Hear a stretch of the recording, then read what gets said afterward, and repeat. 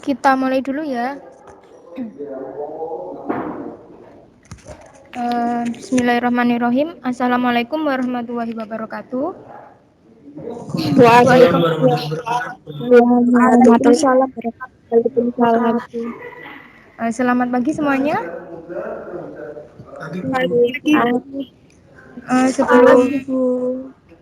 Sebelum memulai pembelajaran kali ini, marilah kita berdoa menurut agama masing-masing. Ibu pimpin ya. Berdoa mulai.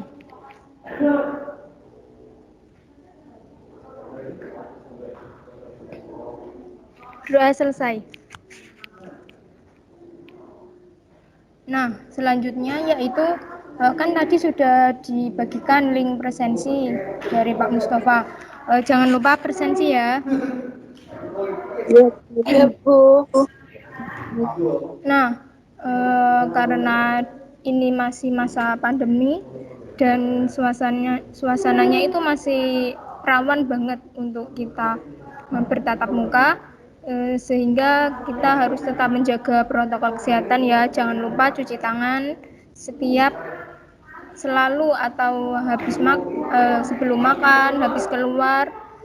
Kalau keluar jangan lupa memakai masker, selalu jaga jarak, jangan terlalu dekat karena apa? Kita tidak tahu kita akan tertular dari orang atau kita yang akan menularkan dari diri kita ke orang lain. Soalnya untuk virus corona ini sangat sulit untuk dideteksi ya. Selanjutnya kan kemarin kita sudah pertemuan sebentar 30 menit. Nah, kita sudah membahas beberapa sedikit materi yang akan kita bahas kali ini. Ada yang tahu materi kemarin apa?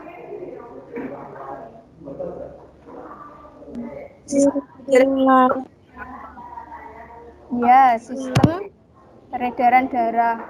Peredaran darah. Ya, kali ini Ibu akan bagikan PPT ya.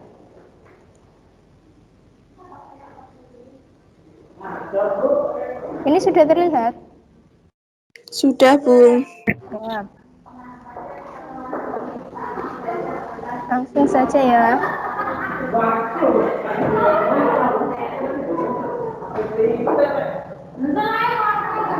Nah, untuk pembelajaran kita kali ini memiliki tujuan yaitu melalui kegiatan pembelajaran dengan pendekatan saintifik menggunakan model pembelajaran discovery learning, diharapkan peserta didik mampu menganalisis hubungan antara struktur jaringan penyusun organ pada sistem sirkulasi dalam kaitannya dengan bioproses dan gangguan fungsi yang dapat terjadi pada sistem sirkulasi manusia secara komunikatif dan dapat meningkatkan kedisiplinan serta ketakwaan kita terhadap Tuhan Yang Maha Esa. Selanjutnya, apa itu sih sistem sirkulasi dan ada kaitannya apa dengan darah? Selanjutnya pengertian sistem sirkulasi terlebih dahulu ya. Sistem sirkulasi adalah sistem transportasi yang berfungsi untuk mengangkut berbagai zat di dalam tubuh. Sistem peredaran darah adalah sistem transportasi yang melibatkan 3 komponen, yaitu darah sebagai medium transportasi, jantung sebagai pemompa, dan pembuluh darah sebagai salurannya. Untuk materi sistem peredaran darah itu melibatkan 3 komponen. Yang pertama komponen darah, ada eritrosit sel darah merah, leukosit sel darah putih, dan trombosit keping darah. Kemudian ada alat peredaran darah yaitu jantung dan pembuluh darah serta kelainan pada sistem peredaran darah. Nah, kelainan pada sistem peredaran darah akan kita bahas di pertemuan yang paling akhir ya. Ibu menerangkannya terlalu cepat atau tidak? Halo? Tidak ya. Lanjut ya. Nah, fungsi darah. Fungsi utama darah itu ada 3. Sebentar.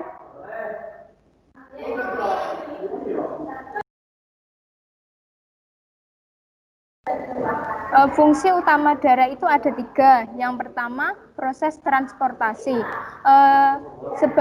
Fungsi darah untuk proses transportasi yaitu merupakan alat pengangkut ada oksigen, sari-sari makanan, hormon, karbon dioksida, dan masih banyak lain berbagai zat-zat yang diangkut oleh darah. Kedua yaitu sebagai sistem pertahanan terhadap serangan penyakit. Nah, dari komponen sel darah itu yang bertugas melawan serangan penyakit yaitu sel leukosit. Kemudian mengatur suhu tubuh. Suhu tubuh manusia itu sekitar 37 derajat Celcius. Jadi fungsinya darah adalah mempertahankan agar suhu manusia tetap berada di suhu normal tersebut. Kemudian sistem transport ada 2 yaitu sistem peredaran darah dan sistem limfa atau sering kita sebutnya sistem getah bening.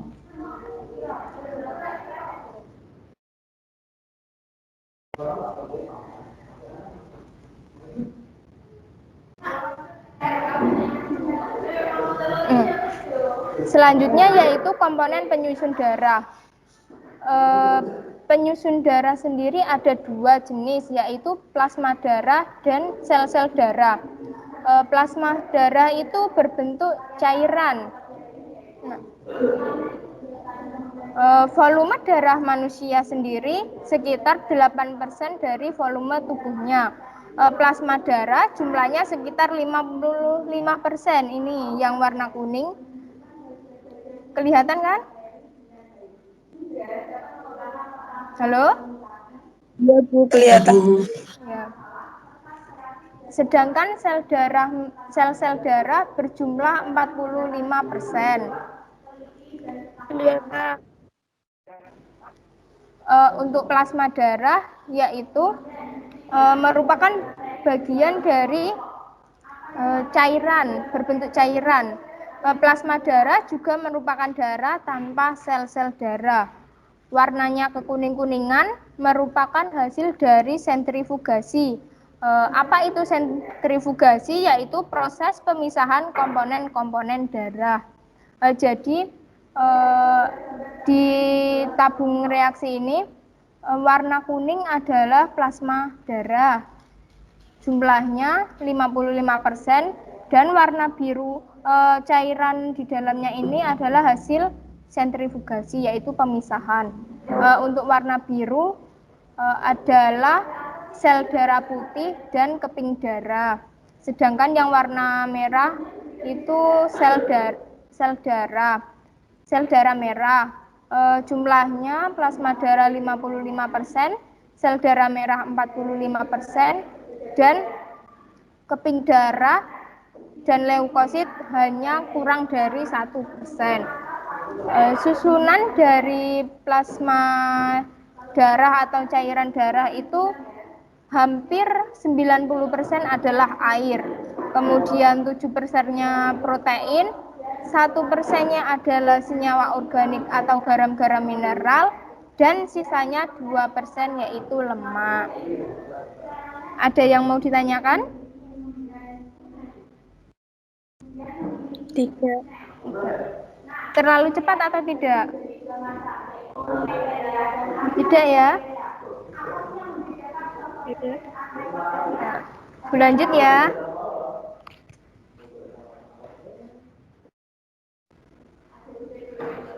Nah, di dalam plasma darah itu terdapat protein plasma darah, yaitu berupa pertama albumin, yaitu menjaga tekanan osmosis darah. Kemudian globulin, penghasil atau pembuat antibodi. Ketiga, fibrinogen yang bertugas untuk sebagai pembekuan darah ketika kita terluka.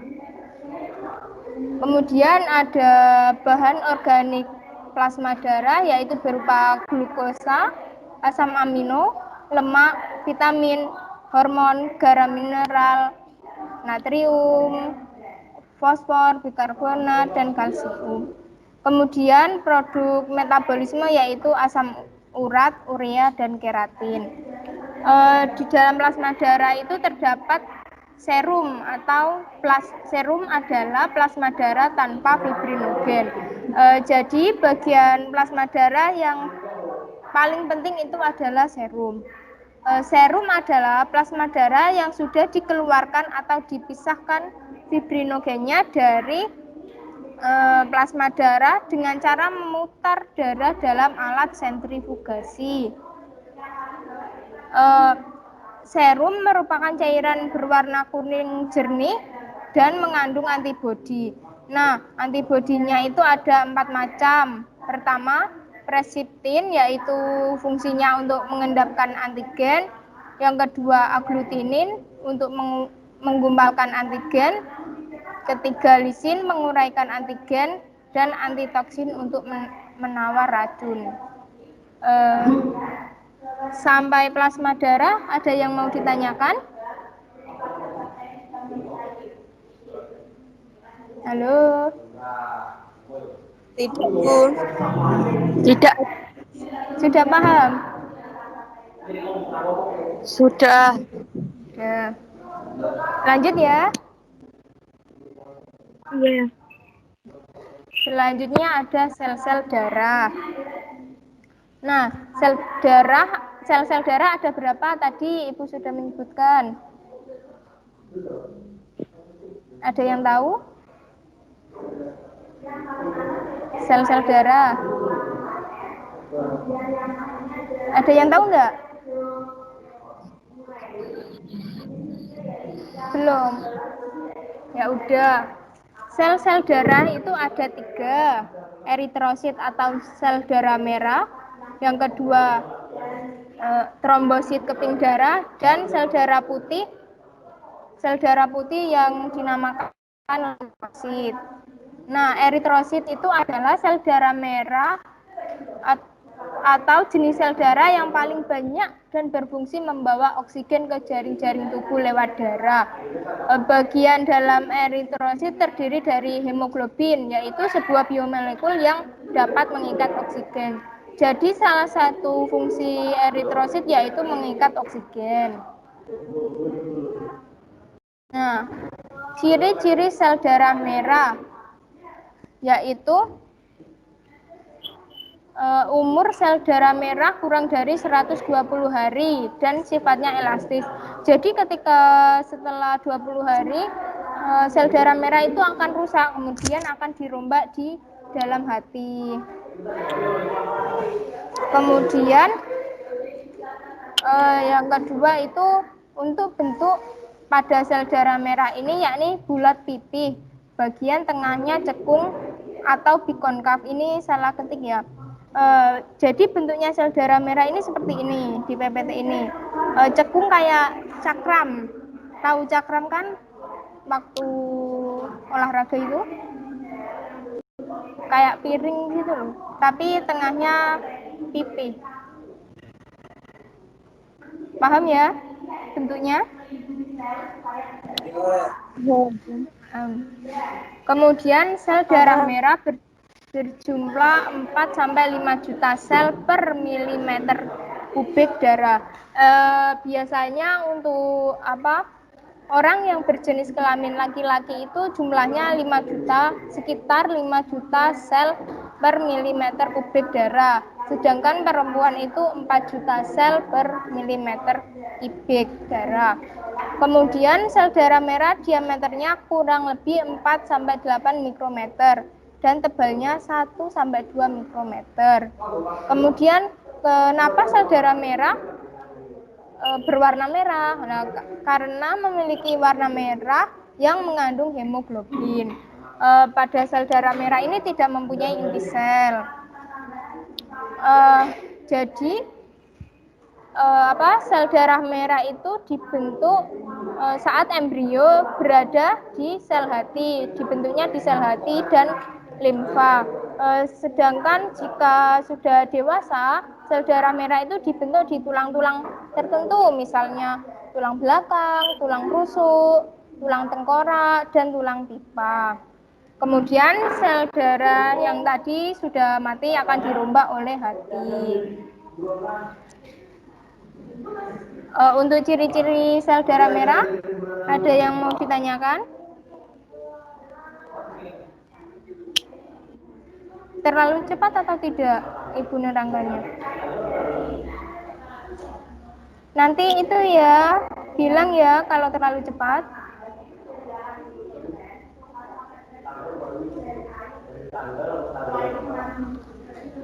Ibu lanjut ya.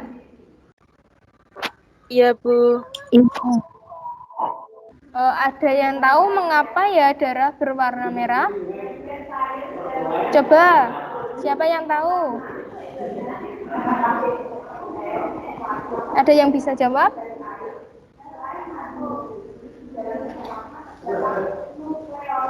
Nanti dapat poin plus ya yang bisa jawab. Iya, siapa? Adanya hemoglobin. Adanya Hemoglobin. hemoglobin. Ya, namanya siapa? Sarasati. Ya, Mbak Laras ya. Ya. Ya.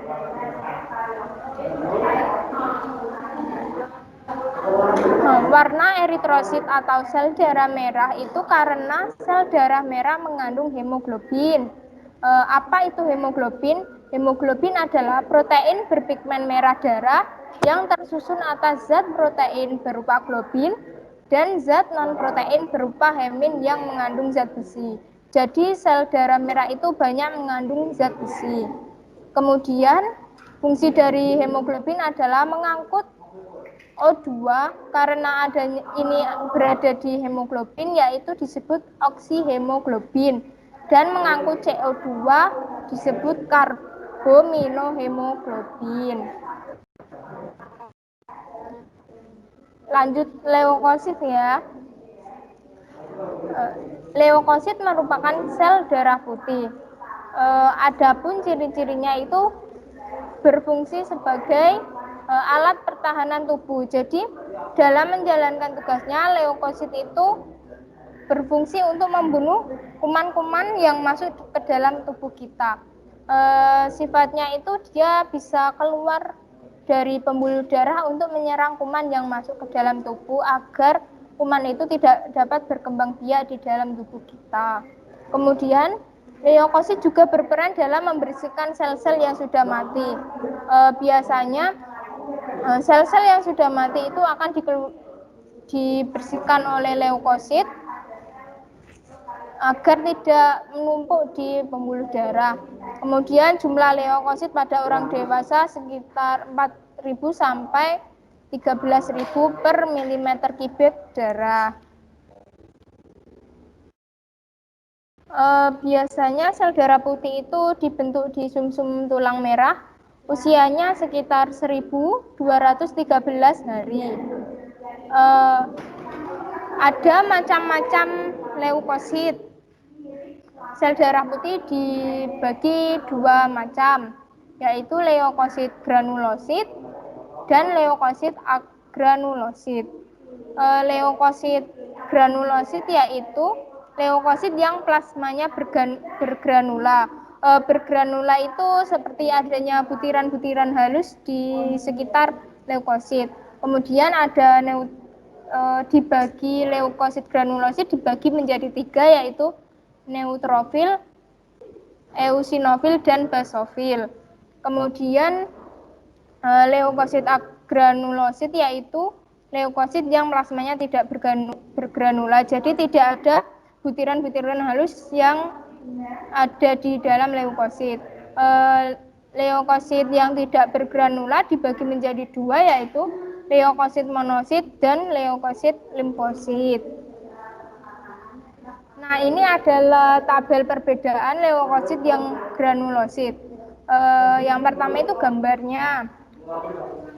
Nah, ukuran dari neutrofil adalah paling besar dari leukosit, yaitu sekitar 10 sampai 12 mikrometer, sedangkan eosinofil yaitu 8 sampai 10 mikrometer, basofil 10 sampai 14 mikrometer, dengan persentase jumlah total leukosit yaitu 62% dari sel darah putih dan eosinofil 2,3%, basofil paling sedikit yaitu 0,4%. Tempat pembentukannya yaitu di jaringan limfa untuk neutrofil, eosinofil di sumsum tulang, basofil di sumsum tulang. Sifatnya juga beda. Untuk neutrofil itu netral, eosinofil asam, basofil basa. Warnanya warna granula. Nah, ini adalah granula yang di pinggir-pinggir ini samar ya untuk neutrofil, jadi nggak begitu kelihatan. Nah, untuk eosinofil itu merah, ini ada merah, sedangkan basofil ini ada titik-titik yang berwarna biru. Untuk pergerakannya yaitu neutrofil berfungsi untuk fagositosis, yaitu memberikan sinyal kimiawi dari daerah yang terinfeksi. Untuk eosinofil sebagai antiinflamasi untuk menyembuhkan infeksi luka pada kita. Sedangkan untuk basofil sebagai juga antiinflamasi yang terdiri dari histamin untuk melawan alergen dan heparin untuk mencegah pembekuan darah. Sedangkan leukosit agranulosit itu yang tanpa butiran-butiran halus di leukositnya. Nah, ini kan monosit, ini tidak ada ya, nggak ada butiran-butirannya ya. Nah, ukurannya juga lumayan besar dibandingkan yang lain, yaitu 12 sampai 20 mikrometer. Kemudian presentasi total leukositnya 5,3%, warnanya biru gelap ini ya. Kemudian masa hidupnya berminggu sampai bulan. Tempat pembentukannya di sumsum tulang, fungsinya untuk fagositosis. Nah, limfosit ada dua, limfosit B dan T. Ukurannya sama, 6 sampai 14 mikrometer. Presentasinya 30% dari total leukosit. Warnanya biru pucat. Masa hidupnya 100 sampai 300 hari. Kemudian untuk limfosit B itu dibentuknya di sumsum tulang yang menetap, sedangkan limfosit T itu waktu masih kecil dibentuk di sumsum tulang, kemudian berpindah ke area timus. Kemudian fungsinya yaitu limfosit B itu pembentukan antibodi, sedangkan limfosit T itu mencerna antigen atau sel tubuh yang terinfeksi oleh kuman. Untuk leukosit ada yang ditanyakan? Halo. Sudah jelas. Jelas. Lanjut ya.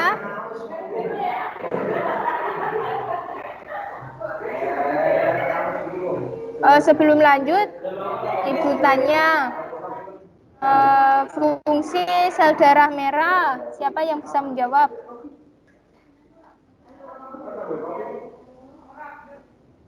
Yang tahu?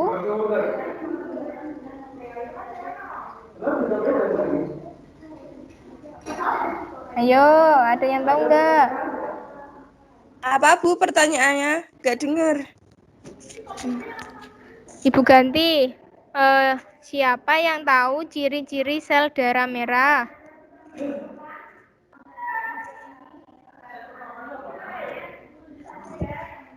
Ayo, siapa?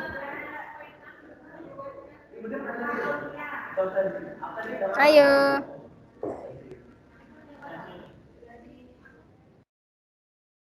Sel darah merah ciri-cirinya. Ada yang tahu? Oksigen. Ya, Meningkat lanjut. oksigen. Nggih, betul. Kedua, ciri-cirinya, bentuknya gimana bentuknya? Merah. Bentuknya Mengikat oksigen. Bentuknya cakram atau piringan. Iya, bulat pipi. Terus? Mengandung Tidak berinti. Gimana? Tidak berinti. Iya, betul. Ada lagi? Berwarna merah. Ya. Mengandung hemoglobin. Iya, kenapa berwarna merah? Karena mengandung Hemoglobin. hemoglobin. Ya, berarti sudah paham semua ya? Paham. Ya, pinter. Iya, Bu. Lanjut ya, trombosit.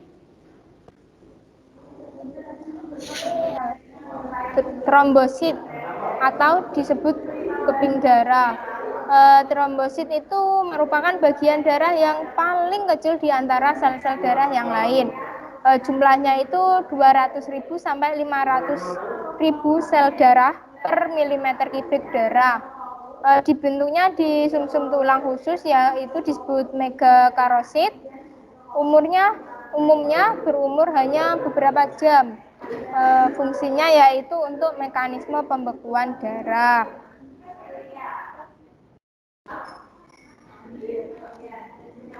Nah, ketika kita terluka, misalnya tangan kita tergores, pastikan tergores yang cukup itu ya, lebar ya.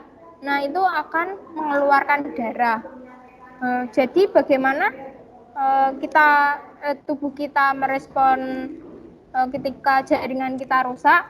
Nah, jika jaringan tubuh kita luka, maka trombosit akan pecah, kemudian mengeluarkan enzim trombokinase atau enzim. Ketika jaringan kita rusak, maka akan mengeluarkan enzim trombokinase atau tromboplastin.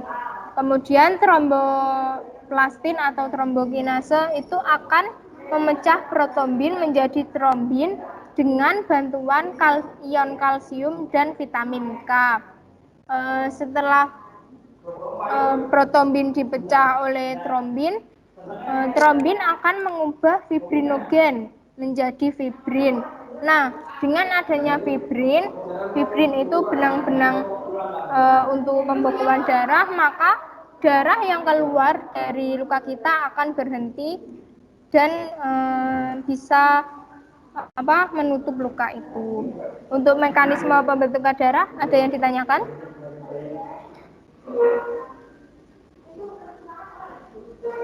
Tidak. Paham ya? Paham.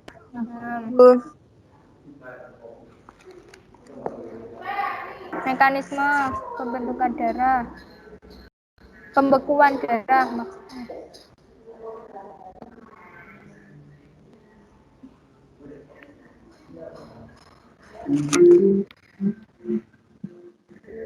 Ayo, nggak apa-apa.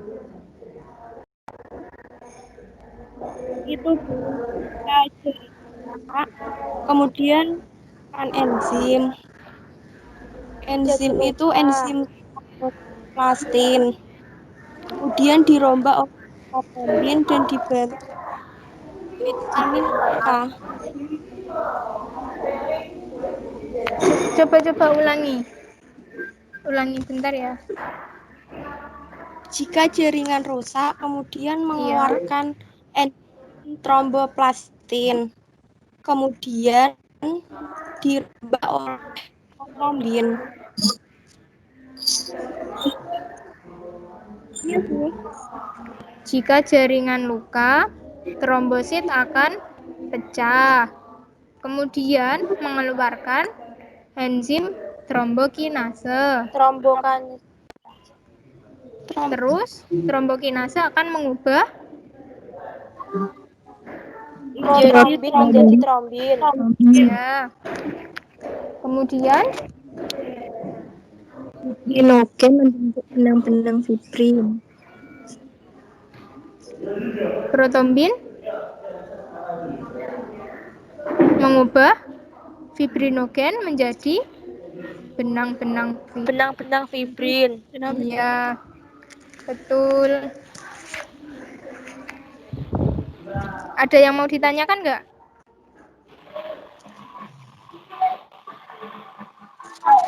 Sudah paham ya berarti? Iya. Tugasnya bagaimana? Sudah apa belum? Tugas kemarin. Sudah, Bu. Sudah ya. Ada kendala atau tidak? Nggak sulit ya tugasnya ya? Cuma belajar kok ya, nulis.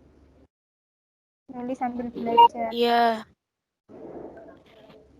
Jangan lupa dipelajari ya. Iya, Bu.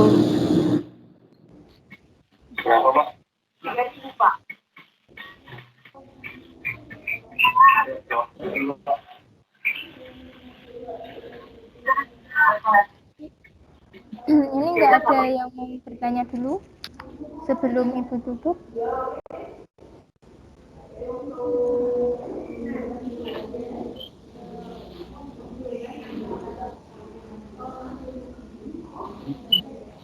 Bentar ya.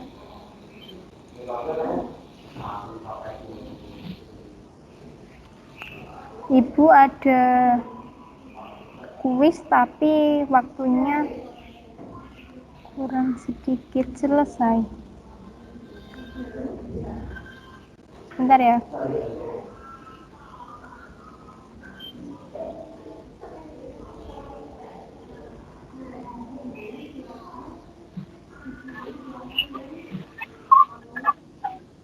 Sambil menunggu, ciri-ciri leukosit siapa yang bisa?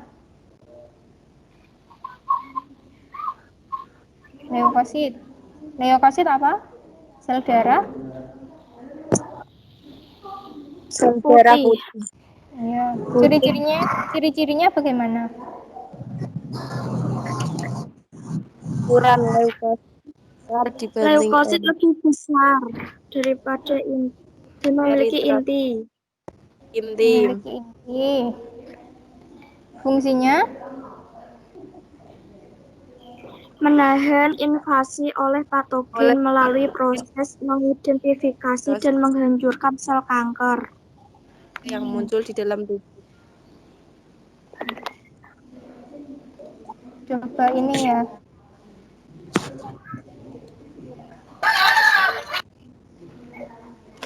Kelihatan atau enggak? Kelihatan atau enggak ya? Apa? Tidak kelihatan. Tidak kelihatan. Tulisannya ngeblur. Waduh. Ini ya, tapi TTS-nya kelihatan. Kelihatan. Ini. Udah ya? Sudah. Ya, kelihatan. Ya, Bu. Coba satu menurun, siapa yang bisa?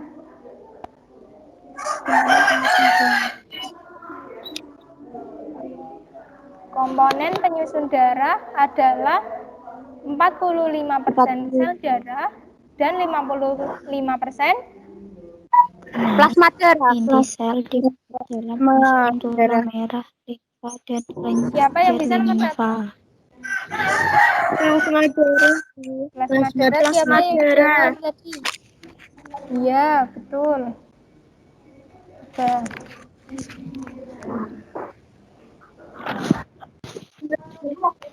Nomor 2.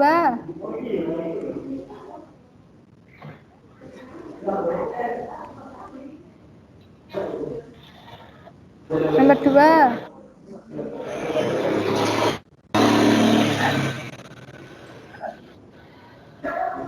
Dua menurun. Mempunyai inti sel. Dibentuk di dalam sumsum tulang merah dan kelenjar limfe. Apa? Sel darah apa?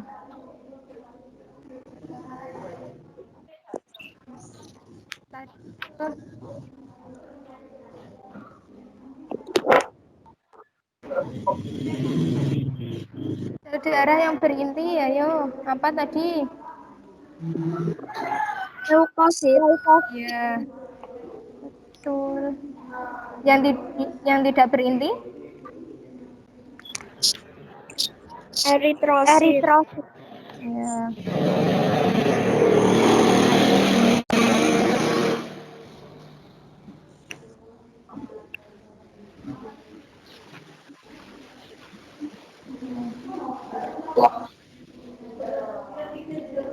Sampai di sini dulu ya, waktunya sudah mau habis.